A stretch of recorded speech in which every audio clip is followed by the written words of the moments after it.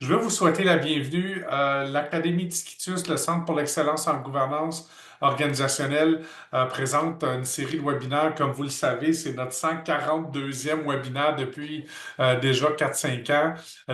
Je veux souligner la contribution, la participation active de l'Assemblée de la francophonie de l'Ontario qui veut apporter toutes ces belles formations, non seulement à l'Ontario français, le réseau communautaire, mais également à tout le réseau communautaire pan-canadien. On veut les remercier pour leur contribution. Aujourd'hui, on va vraiment parler euh, de, de la notion bénévolat lorsque ça vient à la gouvernance. On veut te donner des pistes de réflexion pour maximiser ton impact comme bénévole au sein du conseil d'administration, renforcer l'importance du rôle des bénévoles au sein du conseil également. Puis je voulais commencer, j'avais assez hâte de vous présenter cette diapo. Euh, on commence avec la notion de, c'est pas comme du bénévolat traditionnel. Pour ceux qui me connaissent, je l'ai déjà dit souvent, c'est pas toujours du feel good volunteering quand on parle d'être sur un conseil d'administration et lorsqu'on recrute puis on dit on a besoin de bénévoles, c'est pas tout à fait comme recruter une personne bénévole pour venir livrer, par exemple, des repas aux aînés ou pour venir euh, nettoyer un parc avec le groupe de guides ou de louveteaux quelque part. On parle vraiment ici de bénévolat qui est un peu différent. Lorsqu'on parle de bénévolat traditionnel, c'est souvent un passe-temps pour faire des tâches. Tandis que de l'autre côté, lorsqu'on parle de bénévolat au sein d'un conseil d'administration, ce que la loi nous dit, c'est que le conseil d'administration dirige l'organisation ou surveille l'organisation. Il y a beaucoup de lectures. C'est pas tout à fait la même chose. Il y en a un où souvent on va aller faire du bénévolat pour rencontrer les gens, tandis qu'au sein d'un conseil d'administration, très souvent, on va travailler avec les mêmes gens pendant des années, même pendant une dizaine d'années, même parfois.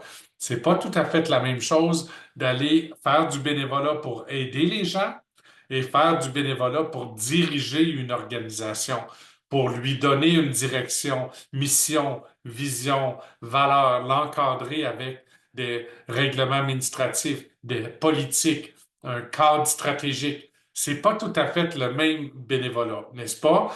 Il y en a un, parfois on va aller faire du bénévolat pour gagner de l'expérience quelque part, tandis qu'au sein d'un conseil d'administration, l'expectative, c'est qu'on contribue notre expérience.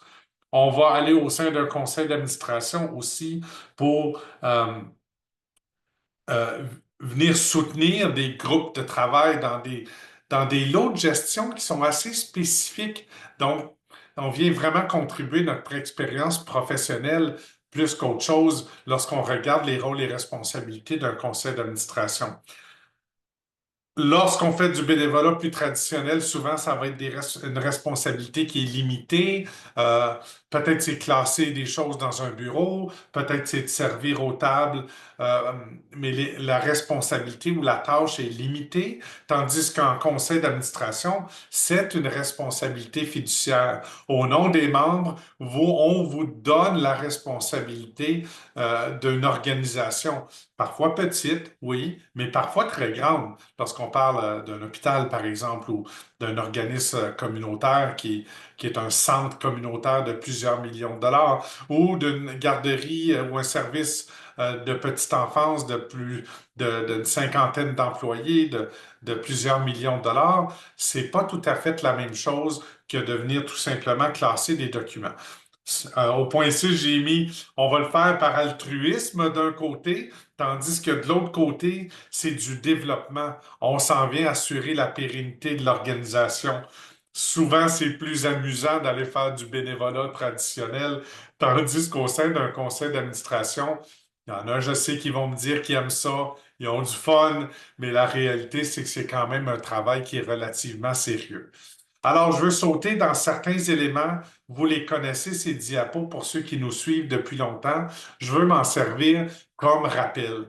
Lorsqu'on parle de gouvernance, nous, on est dans une définition assez distillée en trois lots vraiment importants.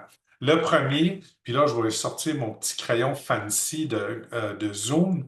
Le premier, c'est La gouvernance, c'est l'ensemble des outils, des mécanismes, des structures, des pratiques qui permet au conseil d'administration de prendre les meilleures décisions possibles pour le bien de l'organisation. Puis c'est ce que la loi va nous dire. Nous, comme conseil d'administration, on est au service de l'organisme. Au nom des membres, on nous donne la responsabilité de la machine, de la boîte, de l'organisation. Nous, on prend les meilleures décisions possibles pour s'assurer de la pérennité de l'organisme. Donc, c'est pas tout à fait la même chose que de dire bénévolat traditionnel, on va venir servir les membres, on va venir servir la communauté. Non, on vient servir l'organisation. La deuxième portion de la bonne gouvernance ou de la gouvernance, c'est de s'assurer de la bonne conduite de l'organisation. Alors, c'est un peu différent d'un bénévolat traditionnel. On va être en train de mettre en place un fonctionnement qui lui permet de respecter des obligations. Ça, c'est la petite notion de... On s'en vient surveiller aussi. Même si c'est un mot qu'on n'aime pas toujours utiliser, la conformité est tout aussi importante que la vision, la mission ou la direction qu'on veut donner à l'organisme. Donc, il faut se donner les outils nécessaires pour que nous, comme conseil d'administration, comme bénévole au sein d'un organisme, un OSBL, on est en train de rencontrer nos responsabilités fiduciaires, légales, éthiques.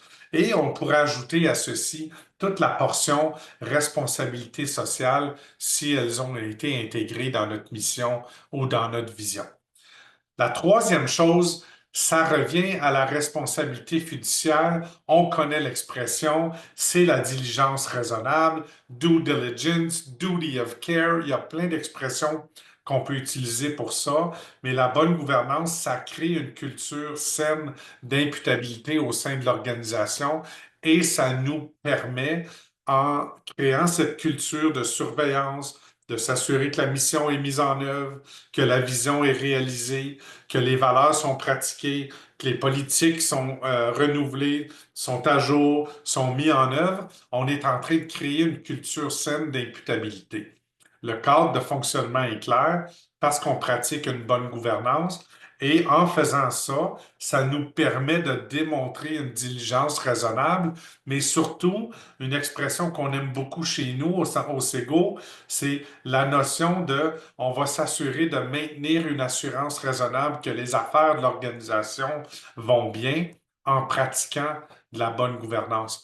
Alors, vous voyez un peu pourquoi je faisais le contraste tantôt. C'est une chose de faire du bénévolat, soutenir les gens, soutenir la clientèle, la communauté euh, d'un organisme, tandis que lorsqu'on est au conseil d'administration, c'est l'organisme qu'on dessert. Fait que c'est pas tout à fait du bénévolat comme les autres. Oui, on va signer une entente comme bénévole au sein d'un organisme, mais on devient une ressource humaine, pas une dirigeante ou un dirigeant, pas une administratrice ou un administrateur. Puis dans les ressources humaines, lorsqu'on fait du bénévolat, nos responsabilités sont très, très différentes et les limites de ces responsabilités-là aussi. Lorsqu'on devient administratrice ou administrateur ou même dirigeante comme présidence, secrétaire, trésorière, vice-présidence ou direction générale même, là, ben, le carré de sable est tout à fait différent. On parle de responsabilité et de surveillance. Puis lorsqu'on parle de responsabilité, on veut également nuancer ici que responsabilité n'est pas égale à obligation. Il y a des choses qui sont tout à fait obligatoires, stipulées par la loi. Et puis lorsqu'on parle de ces choses-là, il y en a quatre obligations majeures qu'on doit respecter. La première obligation, c'est l'obligation de comprendre, knowledge, comprendre, respecter les lois ainsi que les règlements qui régissent l'organisme. Donc, c'est une notion ici de se dire, moi, là, je suis capable de confirmer avec une assurance raisonnable que mon organisme respecte le cadre réglementaire, législatif, la loi sur les ressources humaines, la notion de conflit d'intérêts et tout ce qui encadre l'organisation au niveau réglementaire, législatif, je suis capable, moi, de confirmer avec mon comité de gouvernance et un beau petit tableau de conformité que j'ai respecté et le conseil d'administration a respecté et l'organisme a respecté ses obligations. La deuxième obligation qui est relativement importante et difficile parfois de pratiquer dans une petite communauté parce qu'il y a plein de gens qui siègent sur plein de conseils d'administration, c'est la notion de loyauté envers l'organisme. Donc, prendre les meilleures décisions possibles pour le bien de l'organisation. Et je souligne ici, euh, pour le bien de l'organisation, en l'absence d'influence externe. Donc, toute la notion de on siège sur plein de conseils d'administration. Des fois, il y a des conseils d'administration qui ont des missions similaires. On pourrait se retrouver beaucoup plus en conflit de loyauté qu'en conflit d'intérêt. Parce qu'on est bénévole, il n'y a pas vraiment d'intérêt pécunier dans nos poches. On ne va pas faire de l'argent d'une entente ou d'une décision, mais notre conflit de loyauté pourrait faire en sorte qu'on va à l'encontre de notre obligation de partager de l'information avec nos collègues au sein de l'organisation lorsqu'il y a une décision à prendre parce qu'on siège sur un autre conseil d'administration.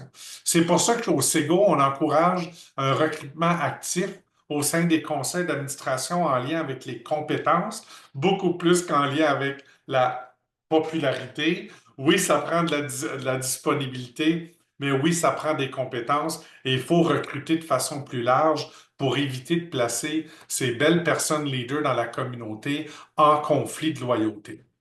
Troisième obligation, ben, c'est la notion de discrétion. Protéger l'organisation par la confidentialité des discussions lors des rencontres de l'organisme, incluant celle du conseil d'administration.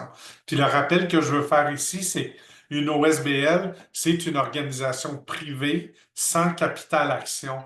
Alors, c'est quand même une organisation qui doit respecter une certaine discrétion pour la protéger. Donc, il faut s'assurer que ce soit fait de façon discrète et qu'on n'est pas une organisation publique. On n'a pas les mêmes obligations, nous, qu'un hôpital, qu'une municipalité, qu'un conseil scolaire. Alors, la notion de transparence peut être au détriment de la diligence lorsqu'on ne respecte pas la confidentialité et la discrétion touchant les discussions autour d'une table d'un conseil d'administration. Puis, puis là, je veux le souligner parce que c'est important, malgré le fait qu'on reçoit peut-être des subventions gouvernementales. L'obligation face au public, face aux citoyens, face aux payeurs de taxes appartient aux instances gouvernementales qui rentrent en contrat avec vous dans une entente de contribution. Alors vous, la transparence, elle est face à vos membres, certes, lors de l'Assemblée des membres, mais pas face au public. Alors, la notion d'inviter des médias au sein d'une Assemblée des membres, surtout une année où on est déficitaire, je ferai attention que la transparence ne soit pas au détriment de la diligence. Quatrième obligation, c'est l'obligation de diligence raisonnable, duty of care. C'est votre participation active au sein des réunions du conseil. Et c'est pour ça qu'on aime dire que c'est pas du bénévolat comme les autres être sur un conseil d'administration, parce que faut faire de la lecture, pour faire de la préparation, pour poser nos questions, pour participer à des formations qui sont parfois très avancées dans différents domaines comme la littératie financière, la gouvernance, la loi sur les OSBL, les autres lois en ressources humaines. Donc, toutes ces actions-là d'être participatif, lire les rapports, poser des questions, être présent dans toutes les activités du calendrier de gouvernance, c'est demandant, mais ça nous permet de pas juste pratiquer la diligence raisonnable, mais également la démontrer. Euh, on aime souvent dire chez nous que la diligence raisonnable, c'est comme la mathématique, là. You need to show your work, comme nos enseignants nous disaient au secondaire. Montre-moi les travaux que ça t'a pris pour te rendre à la diligence raisonnable. Et puis ça passe par des bons PV, un bon calendrier de gouvernance, des bonnes listes de présence, des bons rapports robustes, l'assurance raisonnable que les rapports, c'est pas juste des documents tablettes, mais qui ont été lus et qui ont été utilisés dans le cadre d'une prise de décision. Et ça semble lourd, mais c'est ce qui nous permet de prendre la meilleure décision possible et par le fait même de protéger l'organisation. Parce qu'il se peut qu'on prenne une décision qui est peut-être pas la bonne, mais si on a pratiqué la diligence raisonnable, ça protège l'organisme et les gens autour de la table. Ça va? Là, je vais garder un œil sur le chat. Si jamais il y a des questions qui vous viennent à l'esprit, n'hésitez pas. Moi, entre-temps, je vais avancer avec le contenu. Vous pouvez utiliser le chat et le question-réponse ou le Q&A si jamais vous avez des questions en lien avec ce que je vous présente. Donc, alors, quand on parle de bénévolat pas comme les autres, pourquoi c'est pas du bénévolat comme les autres? C'est parce qu'on assume une responsabilité légale versus assumer une responsabilité qui est liée à une tâche. Donc, on a des obligations fiduciaires à rencontrer. La deuxième, c'est qu'on a un pouvoir décisionnel. On est participatif dans des décisions qui touchent la mission, qui touchent la vision de l'organisation. Puis c'est des choses qui sont drôlement importantes. La vision et la direction stratégique d'un organisme, lorsqu'on siège sur un conseil d'administration, c'est probablement la deuxième décision la plus importante. Est-ce qu'il y en a qui auraient le goût de me dire dans le chat quelle est la décision la plus importante d'un conseil d'administration? Je fais un petit clin d'œil à toutes les DG dans la salle. Hein, c'est l'embauche d'une direction générale. Alors, dans les décisions qu'on prend, elles ont un impact énorme sur l'organisation. La troisième chose que je pense qui est important à retenir, c'est que votre engagement, il est structurant.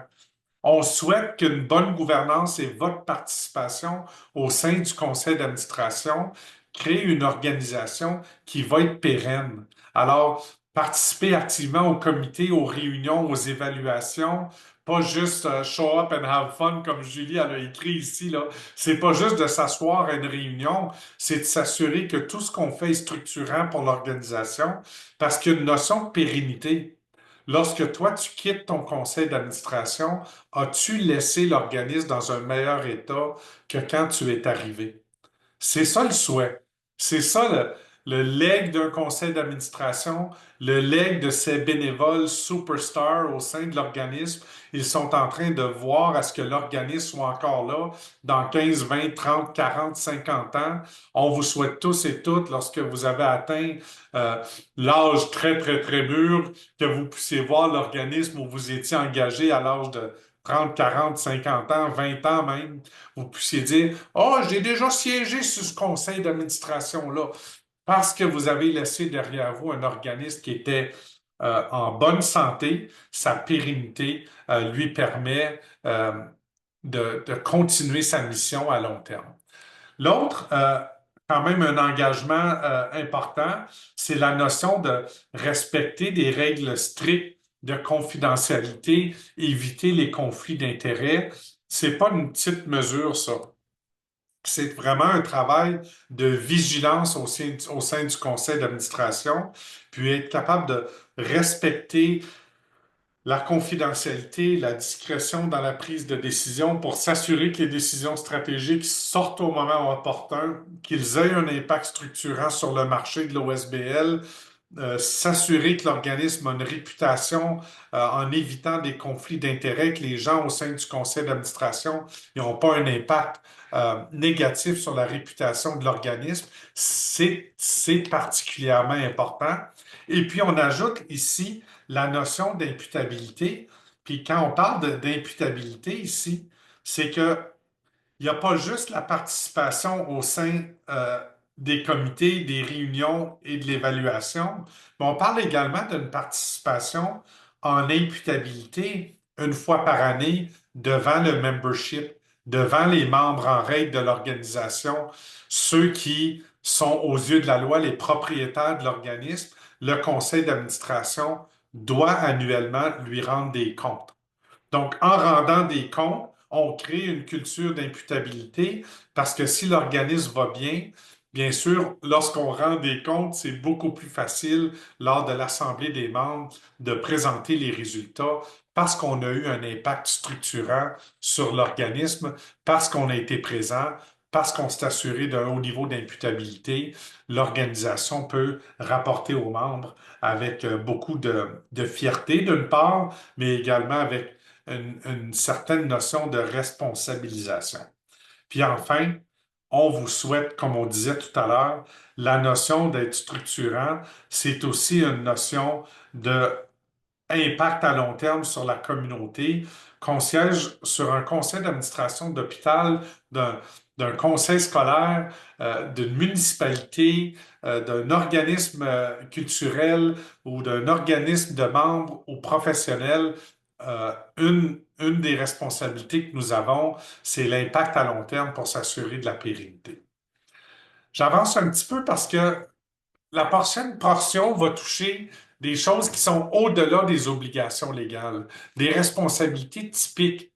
Fait que quand on dit que c'est vraiment pas comme aller servir aux tables à un repas pour les aînés euh, la veille de Noël, c'est vraiment pas la même chose, le même type de bénévolat. On est en train de euh, parler de connaître non seulement les statuts constitutifs puis les éléments fiduciaires puis la documentation fiduciaire de l'organisation, mais aussi est en train de donner de la direction en établissant la mission, les valeurs, les politiques qui se rapportent aux fonctions de l'administratrice et de l'administrateur.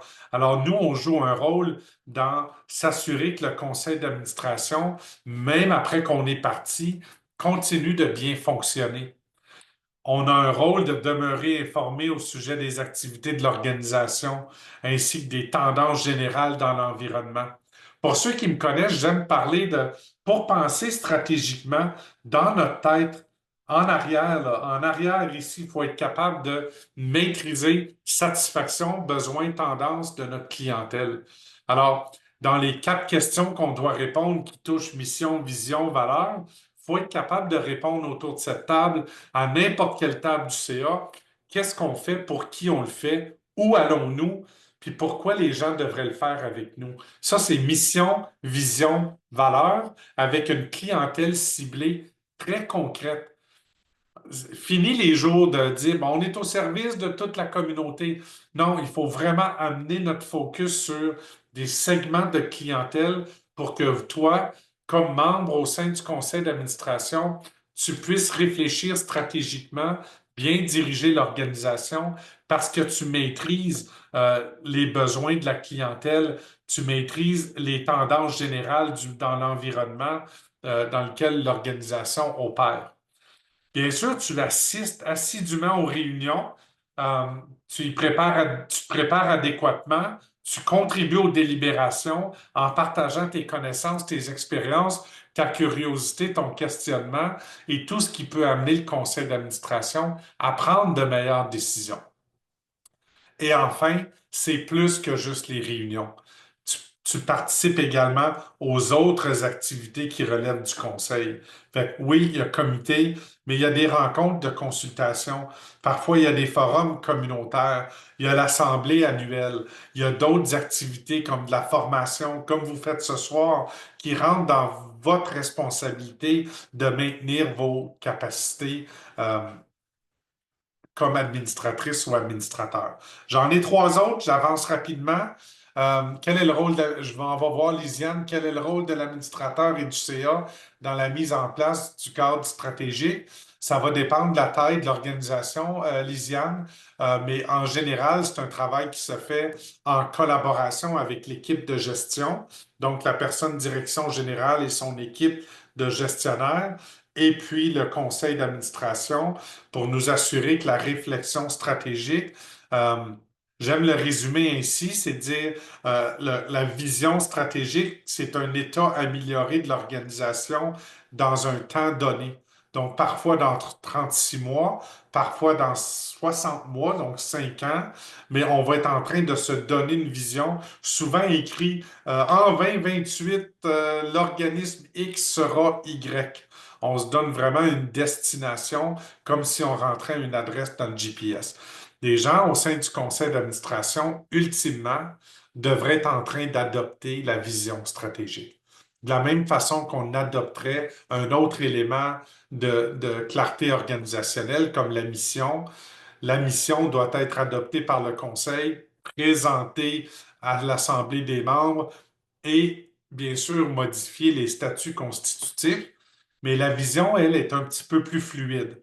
Avec l'équipe de gestion qui va la mettre en œuvre, on va déterminer une vision stratégique, élaborer des priorités d'action qui vont devenir le travail le plus important du conseil d'administration. C'est surveiller la réalisation de la vision. Fait que je vais m'en tenir à ceci. Décider, alors contribuer à l'élaboration de la vision, l'adopter, premier rôle. Deuxième rôle, surveiller puis s'assurer de la réalisation de la vision. Alors, ici, ce que je veux dire, Lisiane, plan stratégique égale vision. OK? C'est bon? J'espère que ça l'a aidé. Je continue d'avancer. Quelques responsabilités typiques aussi, avoir et maintenir à jour les compétences nécessaires pour œuvrer au sein du conseil d'administration. Euh, alors, si on siège sur un comité de finances, par exemple, je ne me gênerais pas, moi, d'aller prendre un petit cours en littératie financière. Euh, Même chose si on est en gouvernance, mais je ne me gênerai pas peut-être d'aller voir, soit avec ChatGPT ou d'autres outils, c'est quoi les éléments de la loi à ne pas oublier en lien avec la conformité de l'OSBL. Ça fait qu'on va maintenir à jour nos compétences pour exercer adéquatement ses fonctions, s'acquitter de ses responsabilités, autant d'administratrice, administrateur ici que de dirigeant. OK? Fait que si tu es DG ou présidence ou secrétaire du conseil ou trésorier du conseil, c'est sûr qu'on va être en train de réfléchir à quelles compétences est-ce que j'ai besoin de plus, puis je vais aller les chercher, ces compétences-là. Elles existent. Il y a plein de moyens d'en apprendre. Il y en a plusieurs d'entre vous qui êtes en train de le faire ce soir en étant ici, mais il y a plein de lectures sur la question.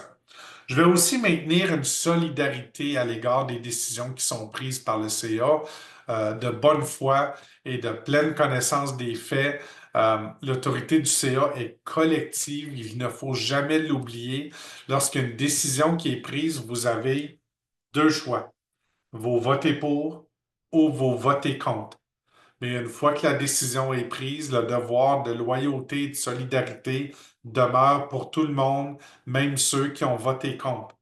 C'est pour ça que c'est si important de débattre les idées, poser vos questions, bien comprendre, surtout si la décision va à l'encontre de ce que vous pensez qui devrait être fait. Vous devez être capable de l'expliquer par la suite, donc gênez-vous pas. Une fois que le vote est fait, vous avez voté pour ou contre. Il n'y a pas d'abstention au sein d'un conseil d'administration. Ça ne devrait pas être là. La seule façon de s'abstenir d'un vote au sein d'un conseil d'administration, c'est si tu es en conflit d'intérêts et tu devrais quitter la salle. Le reste du temps, tu dois te positionner. C'est le rôle qu'on t'a donné comme administratrice, administrateur. Donc, tu votes pour ou tu votes contre. Puis si tu es vraiment contre, tu peux faire noter ta dissidence. Si tu es vraiment, vraiment, vraiment contre, ben là, il ne te reste pas beaucoup d'options. Tu restes ou tu es solidaire. Tu restes et tu es solidaire ou tu quittes le conseil si les décisions sont vraiment à l'extérieur de tes pensées, tes valeurs, ton opinion, tout ce qui est aligné avec toi, la raison de ton engagement. Et puis, bien sûr, demeurer vigilant, déclarer les conflits d'intérêts. C'est quelque chose avant qui était individuel. Maintenant, c'est quelque chose qui est beaucoup plus collectif. Mettons, je reviens à Lisiane ici qui vient de poser une question. Si moi je le sais qu'elle est au sein de l'entreprise qui vient de déposer une proposition pour une décision qui doit se prendre au conseil, si elle ne déclare pas son conflit d'intérêts, moi je me dois de lever la main puis peut-être dire est-ce qu'il y en a qui sont en conflit d'intérêts ici? Je connais peut-être quelques employés de cette boîte-là qui pourraient peut-être s'abstenir dans le but de protéger tout le monde. Donc, pour s'assurer d'avoir une belle politique claire sur les conflits d'intérêts qui est ouverte, qui permet aux gens de se tenir imputables comme ça avec euh, un, un code d'éthique ou un code de conduite signé annuellement qui permet à tout le monde de se rappeler régulièrement les obligations qu'on a. Alors, étant donné cela, je suis bénévole au sein d'un conseil d'administration. Vachon, là, il vient de me dire lors d'un webinaire, ben, c'est plus que juste aller à des réunions. Ben, qu'est-ce que ça représente vraiment? Puis si je veux gagner le prix de bénévolat de l'année comme administratrice, administrateur, chose qu'on ne voit pas souvent, peut-être qu'un jour le SEGO aura ses prix pour administratrice et dirigeante. J'y rêve un jour, on y arrivera parce que c'est un travail qui est vraiment important. Ce que vous faites, voici comment on le met en action. Un, il faut être participatif dans la structure de surveillance via les comités. Alors, nous, lorsqu'on travaille avec des organisations, immanquablement, dans la politique d'engagement du conseil, du mandat des administratrices, administrateurs, c'est qu'au minimum, tu dois participer à au moins un comité. Parce que ce n'est pas en conseil d'administration que les travaux se font autant, c'est vraiment dans euh, la petite cuisine du conseil, c'est dans les comités que les travaux se font. Fait que je vous encourage fortement à adopter ce genre d'approche ou de politique. Tous les membres du conseil sont participatifs au sein de au moins un comité. Alors, comité de finances, par exemple, si tu es bon avec les chiffres, tu as le goût d'en apprendre davantage, de contribuer, bien, tu vas être en train de surveiller la gestion financière selon le budget. Tu vas être en train de regarder de plus près les rapports financiers, encadrer les processus d'élaboration puis d'adoption du budget. Fait que si tu es bonne en finance, bien, c'est ta place, toi, comme administratrice, administrateur, d'aller contribuer au sein du comité.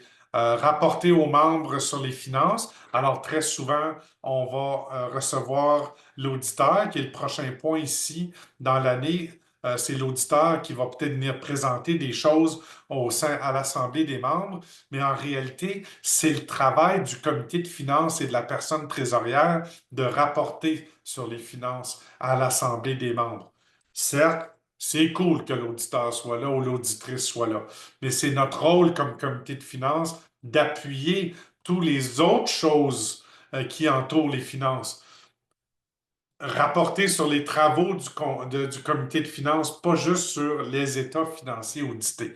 Fait qu'il y a un petit peu de travail à faire là qui nous permet de rapporter aux membres et leur dire, ça va bien au niveau des finances. Pas juste dans le rapport financier, mais dans les travaux de surveillance puis de gestion de risque. Alors, ça nous amène justement à ça. On encadre le mandat de l'auditeur, on voit la vérification des contrôles de gestion au besoin. Justement, on a une cliente dernièrement qui est passée d'un organisme de 4-5 personnes à un organisme de 15-20 personnes. La paie se faisait à la main. Là, maintenant, la paie se fait dans un système beaucoup plus avancé. Il y a eu un examen des contrôles pour s'assurer que lorsqu'on passe d'une organisation de 500 000 à une organisation de 1,7 million, bien, il y a certains contrôles qui ont dû être vérifiés par des firmes externes pour s'assurer que c'était mis en place. C'est ce genre de travail-là qu'on discute. Alors, encadrer la gestion de risque, ça devient... Souvent, il va être là, parfois, il va être dans d'autres comités, la portion gestion de risque, mais la notion d'encadrer la gestion de risque, notre ami Jerry, pour ceux qui l'ont vu en webinaire, il vous le dirait, la gestion de risque, c'est la notion de on s'assure qu'il y ait une stratégie de gestion de risque, d'appétit du risque, grille des risques qui menacent l'organisation, plan d'atténuation pour les risques les plus importants. Je m'en vais voir, il n'y a pas de questions dans le chat. Si vous me permettez, je vais continuer. Deuxième, comité de gouvernance. Allez vous impliquer. Si vous aimez ça, la gouvernance, les règles, la conformité, la surveillance, bien ça, c'est un comité qui peut vous interpeller. Il y a des gens qui aiment la précision, il y a des gens qui aiment que les choses soient à jour, des petits côtés perfectionnistes. Bien, c'est utile dans un comité de gouvernance. On va établir, évaluer et revoir les processus de gouvernance, le calendrier de gouvernance, le tableau de conformité. On va appuyer le conseil dans son fonctionnement. On va également assurer la conformité de la documentation du conseil, puis on va évaluer la performance du conseil annuellement pour qu'elle puisse avoir des pistes d'amélioration elle aussi. Puis la raison pourquoi je pense que ceci est un côté important, c'est si on veut que l'organisation soit en croissance, le modèle de gouvernance doit être à la hauteur des ambitions de l'organisme. Donc, si on veut que l'organisation monte à 2, 3, 4, 5 millions de dollars avec une belle petite équipe de gestion de 3, 4 personnes, avec une quinzaine, vingtaine, trentaine d'employés, ben le conseil d'administration ne peut pas continuer à fonctionner sur le coin d'une table comme lorsqu'il organisait seulement un petit gala annuel ou un gros gala annuel. Mais lorsqu'on monte, on fait croître l'organisme avec une belle vision stratégique, le modèle de gouvernance, il faut qu'il suive. Les comités, il faut qu'ils soient performants. Le cadre d'imputabilité doit être plus clair pour la direction générale sur quoi elle doit rapporter et tout ça. Fait que tout le modèle de gouvernance doit suivre.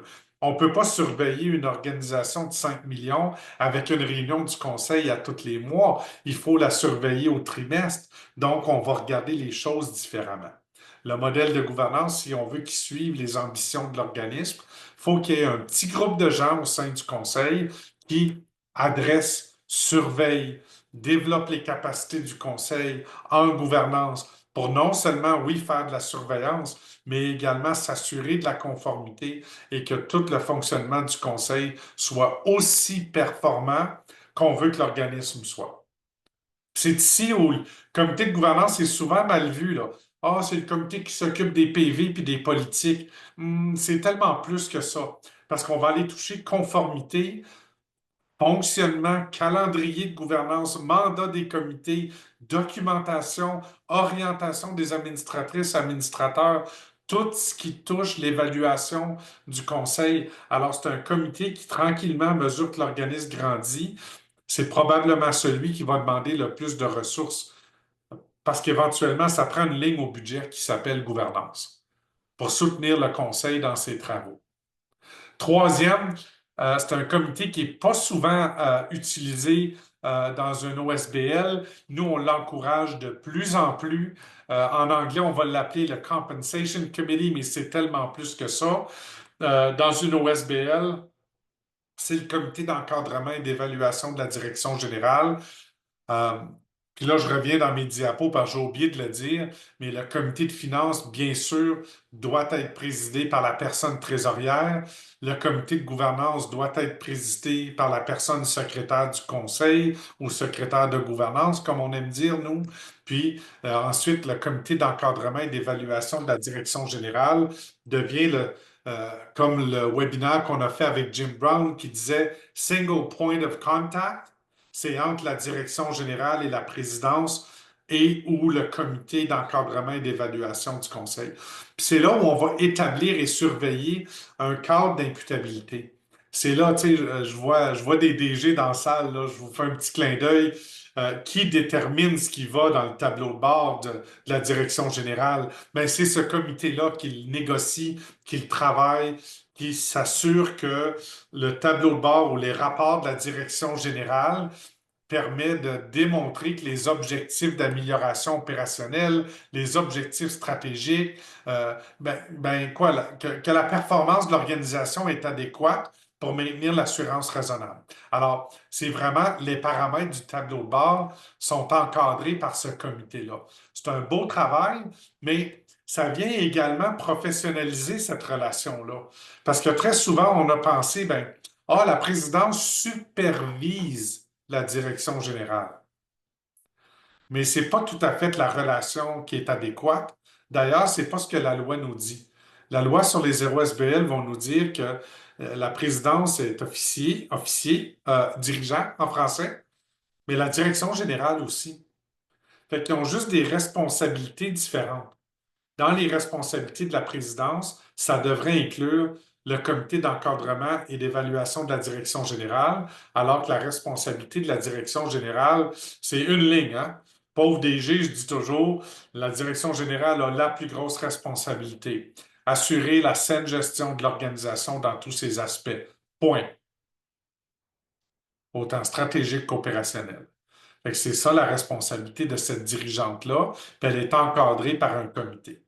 Ce comité-là va également évaluer annuellement la performance de l'organisation, donc de la direction générale, Oui, effectivement, en tout cas, c'est certainement pas de la micro-gestion parce que ce n'est pas de la gestion. À moins qu'on donne ce rôle-là dans le règlement administratif ou dans le mandat de la présidence, ce n'est pas de la supervision que la présidence fait. C'est une collaboration, euh, puis c'est le point de contact normalement de la direction générale. Euh, on va continuer ici, voir la succession et au remplacement d'urgence de la direction générale lorsqu'on fait des plans de gestion de risque là, avec notre conseiller Jerry, vous l'avez rencontré probablement déjà en webinaire, un des plus gros risques d'OSBL actuellement, il y en a deux, les plus grands, les deux plus grands. Tout simplement, la perte soudaine d'une subvention majeure et puis le départ soudain de la direction générale, c'est probablement ce qui peut déstabiliser le plus une organisation actuellement en plus de peut-être d'autres petits risques qui peuvent se pointer le nez, mais ces deux-là, ça doit être atténué par le travail du comité qui va s'assurer de non seulement s'assurer que la direction générale a un plan de succession interne si l'organisation est assez grande, et ou tous les outils en place pour un remplacement d'urgence de la direction générale. Ça veut dire qu'on a un affichage de prêts, on a une firme de prêts pour nous aider à embaucher, ou on a des listes d'envoi, on sait qui peut envoyer, afficher, annoncer, mais on est prête comme conseil d'administration de remplacer la seule personne dirigeante employée pour laquelle nous sommes responsables, qui est la direction générale. Et bien sûr, diriger les processus d'embauche et puis fournir de la rétroaction à la direction générale suite à un huis clos, surtout les huis clos réguliers. Je ne sais pas s'il y en a beaucoup qui font cette pratique-là au sein de leur conseil d'administration, mais nous, on le recommande beaucoup. À la fin de chaque réunion, il devrait avoir un point à l'ordre du jour qui s'appelle huis clos, qui permet au conseil de faire un tour de table éclair avec la rétroaction constructive pour la direction générale. Puis la présidence compile ça et puis partage ça soit dans le cadre de la réunion du comité ou rapidement avec la personne direction au poste de direction générale. Ça va? Est-ce qu'il y a des questions dans le chat? Je ne vois pas de questions dans le chat. Je vais finir avec euh, nos petites diapos qu'on aime tant. Je vais vous parler de certains pièges. Alors, confondre l'engagement bénévole puis l'engagement décisionnel. Moi, je veux juste qu'on fasse attention. Participer au conseil d'administration sans comprendre pleinement ses responsabilités, ce qui peut mener à une implication irrégulière, à un manque de préparation ou une faible contribution aux décisions stratégiques. Puis ça, là, je peux vous dire qu'on l'a vu dans les deux sens. Des gens qui viennent s'impliquer sans trop savoir dans quoi ils s'embarquent, mais j'ai aussi vu, puis là, je fais des clins d'œil, j'ai aussi vu des conseils d'administration recruter à large des administratrices, administrateurs, sans leur dire qu'est-ce qu'on s'attendait d'eux. Alors, je pense qu'on joue un rôle comme conseil d'administration dans notre recrutement, de ne pas juste prendre un corps chaud pour remplir un siège, mais il faut également s'assurer que la personne est prête et capable de combler son rôle. Fait que clarifier les attentes, gang. Dès le départ, en intégrant une formation d'accueil sur la gouvernance, les rôles et responsabilités, puis encourager une implication active et continue. On a des clients, nous, qui ont des petits programmes de mentorat. S'il y a quelqu'un qui arrive au sein du conseil, dès le premier jour, ils ont quelqu'un qui les prend sous leurs ailes puis qui les accompagne dans le premier cycle, du moins, du calendrier de gouvernance. Alors, ça va avoir un impact que le conseil d'administration est beaucoup plus engagé, euh, mieux préparé et apte à prendre des décisions éclairées, favorise la stabilité. Puis je pense que c'est là qu'est le point le plus important, c'est favoriser la stabilité, parce que là où on a vu des conseils d'administration devenir dysfonctionnels, c'est les nouvelles personnes qui arrivent puis qui veulent venir imposer leur façon de faire, pousser les autres à changer des pratiques qui n'ont pas été adoptées par le comité de gouvernance ou le conseil d'administration. Le deuxième, ben, c'est négliger l'évaluation et l'amélioration continue de la gouvernance. Fait on risque là, de maintenir des pratiques de gouvernance qui sont désuètes, qui ne sont pas efficaces. On va se retrouver à ralentir la prise de décision. Si nous, on n'est pas à la hauteur d'être en amélioration continue, on va certainement nuire à l'imputabilité des administrateurs. Fait que moi, ce que je vous invite à réfléchir, c'est de dire, si on est un petit organisme, au moins une fois par année, on met un petit processus d'auto-évaluation où on se garde une heure après une réunion ou lors de notre petite retraite de travail annuelle, puis on se pose des questions sérieuses sur qu'est-ce qu'on doit arrêter, commencer de faire pour s'améliorer, est-ce qu'il y a des choses que je fais qui pourraient nuire, qu'est-ce que je fais qui contribue, et avoir une réflexion ensemble en s'appuyant sur des outils comme un tableau de conformité puis des outils d'auto-évaluation. Il y en a plein qui traînent sur Internet. Il y a des gabarits dans le centre de ressources Discutus. Puis je vois que quelqu'un posait la question, qui doit évaluer le conseil d'administration? Le conseil d'administration doit évaluer le conseil d'administration. Il y a normalement piloté par le comité de gouvernance le processus d'évaluation pour la personne qui pose la question. OK? L'impact, c'est qu'on va vraiment favoriser une gouvernance plus agile et transparente, renforcer la confiance des parties prenantes, puis s'assurer qu'on va s'adapter de façon continue aux réalités de l'organisation. Puis moi, je peux vous en ajouter un autre impact. Lorsque au moins une fois par année, puis au minimum, gang, là, moi, ma suggestion, c'est un petit sondage mené par par la personne secrétaire du conseil, un petit sondage après chaque réunion pour récolter de la rétroaction. Et au moins une fois par année, on va se poser la question suivante. Qu'est-ce que le conseil doit commencer, arrêter et continuer de faire pour améliorer sa gouvernance? Si on peut au moins avoir ces deux outils-là qui ne coûtent rien, là, ça va nous donner ça va pousser à avoir une culture d'amélioration continue. Le bénéfice d'un processus complet d'évaluation du conseil, bien sûr, le plus grand, c'est qu'on le rentre dans notre calendrier de gouvernance, mais ça va aussi nous aider peut-être à laisser aller les gens autour de la table qui ne contribuent pas efficacement. En d'autres mots, c'est pas à limiter les mandats qu'on va se débarrasser des fatigants et des fatigantes autour de la table. Désolé de le dire si froidement. C'est en s'assurant d'un processus robuste d'évaluation, pas juste de la gouvernance, pas juste du conseil, mais des individus autour de la table. Puis l'humilité qui vient avec, oui, je vais me laisser évaluer par mes collègues, même si je suis bénévole, ça va vous propulser dans la stratosphère de la gouvernance, de la bonne gouvernance, je peux vous l'assurer. Troisième piège, bien, c'est la notion de sous-estimer l'importance de la surveillance financière et surtout de la gestion de risque.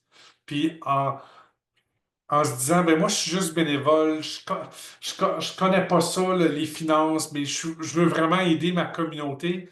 That's good, mais je vous encourage fortement que ce soit une petite formation en littératie financière, juste pour pouvoir poser les bonnes questions, pas avoir peur, bâtir votre confiance, euh, ne pas encadrer adéquatement les finances et les risques, ce qui s'entraîne en général des déficits surprises, des problèmes budgétaires, une mauvaise gestion de fonds, une non-conformité. Puis là, je vais dire aux obligations légales, mais ça m'inquiète moins que les obligations qu'on a dans nos ententes de contribution avec les bailleurs de fonds. Soyons rigoureux au niveau des finances. Puis notre rôle comme superstar bénévole, c'est d'aller être curieux, s'engager dans cette notion-là de surveillance des finances et que ce ne soit pas juste pour la personne trésorière, pas juste pour la personne direction générale, pas juste pour ceux qui aiment les chiffres, mais on veut la force de tout le monde. Justement, dernièrement, on donnait un petit atelier sur la littératie financière d'un organisme dans l'Est d'Ottawa. Ils voulaient tous rehausser leur capacité de même poser des questions aux comptables, poser des questions à la personne trésorière, se challenger entre eux pour qu'on soit tous sur la même page au niveau des finances. Parce que c'est le nerf de la guerre. C'est la chose sur laquelle on est demandé de rapporter à presque toutes les parties prenantes. Les membres en AGA, les bailleurs de fonds en entente de contribution, euh, et et la communauté si on s'attend à recevoir des dons, des commanditaires et toutes sortes de financements de part et d'autre. Alors, l'astuce ici, c'est structurer le comité de finances qui est actif et rigoureux, responsable de la surveillance des finances, du budget, des contrôles internes. Si jamais vous cherchez une fiche de mandat pour le comité de finances, dites-moi-les dans le chat, là. Je vais m'assurer qu'il fait partie de l'envoi qu'on va faire avec l'enregistrement de webinaire. Mais une petite fiche de mandat des trois comités, on pourrait facilement vous partager ça. Si vous êtes intéressé, faites-moi signe dans le chat. Euh, alors, structurer le comité, l'impact, c'est que vous allez sécuriser la stabilité financière de l'organisme. Fait que mon bénévolat, là, c'est plus que venir juste participer à des rencontres, voir des amis ou des collègues que je connais de longue date. En bout de ligne, ce qui est le plus important, c'est qu'on a un impact sur renforcer la stabilité financière de l'organisation, qui est la seule chose qui en assure la pérennité. Fait que oui, l'impact, c'est important, gang. On ne me convaincra pas du contraire. Mais d'abord et avant tout, un des indicateurs de rendement les plus importants de l'impact, c'est les finances. Quand les finances vont bien, en général, les autres choses vont bien. Quand la gestion va bien, les ressources humaines vont bien, en général, la performance est là. Fait que quand on fait de la surveillance des finances, ça a un effet catalyseur sur l'ensemble de l'organisation, même l'impact. Alors, je vois qu'il y a plein de gens qui veulent. Parfait. Je vais demander à Julie d'envoyer ça. Je pense que c'est Mélanie lundi qui va faire les suivis pour envoyer l'enregistrement du webinaire, mais également notre gabarit de mandat de comité, si jamais ça vous intéresse. N'hésitez pas, il y a plein d'autres gabarits qu'on a qui vont tranquillement apparaître dans le centre de ressources pour le Centre pour l'excellence en gouvernance. Je vous l'annonce un petit peu, là, pas en primeur, parce qu'on est en train de finaliser les détails. Mais dès le mois d'avril, tous les webinaires qu'on a fait en gouvernance, tous les outils vont être à la même place, à l'adresse diligence.solution. Puis ça va être un centre de ressources en gouvernance pour tout le monde qui suit nos webinaires. Vous allez juste devoir devenir membre, ça ne coûte rien, ça va vous permettre d'accéder à tout ça. Puis j'espère que ça va vous être utile. C'est tout ce que j'ai pour ce soir. Si vous avez des questions, je reste autour. Je pense que je n'ai jamais été si efficace dans un webinaire en dedans d'une heure. Euh, je vais vous envoyer les trucs. Il y a deux webinaires qui s'en viennent en gouvernance le 25 mars, un CA qui fait toute la différence. Alors là, on va parler quatre façons dont le conseil contribue à la performance de l'organisation. Fait qu'on va vraiment être axé sur les indicateurs de rendement, la performance de l'organisation, le cadre d'imputabilité, le tableau de bord et tous les éléments qui nous permettent dans notre travail de s'assurer qu'on a une confirmation que les choses vont bien. Si jamais vous voulez vous inscrire tout de suite, là, je vais mettre le lien dans le chat. Ça se peut que vous soyez déjà inscrit. On va vous envoyer quand même des rappels. Le deuxième, j'ai assez hâte. Le 8 avril, on va avoir la juriste rockstar qu'on aime donc chez Disquitus puis au Sego. Pamela Taylor, elle est avocate spécialiste en OSBL puis en ressources humaines. Elle va venir nous parler de 5 habitudes qu'un conseil d'administration doit pratiquer pour être conforme, pour que l'organisation soit responsable dans son cadre fiduciaire. Je vais vous mettre le lien encore une fois dans le chat. Si ça vous tente de vous inscrire, n'hésitez surtout pas.